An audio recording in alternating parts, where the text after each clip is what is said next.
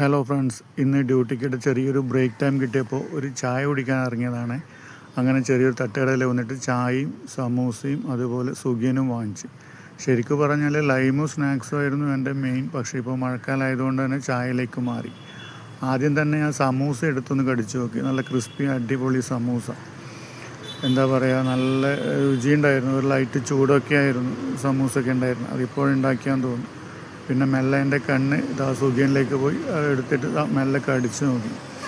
സുഖിയൻ വെച്ചാൽ നല്ല ഓവറും മധുരമൊന്നുമില്ല, എങ്കിലും ഒരു ആവറേജ് മധുരം, നല്ല ടേസ്റ്റ് ഉണ്ടായിരുന്നു. കാരണം ഓവർ മധുരമാകുമ്പോൾ കഴിക്കാൻ ഇത്തിരി ബുദ്ധിമുട്ടാണല്ലോ.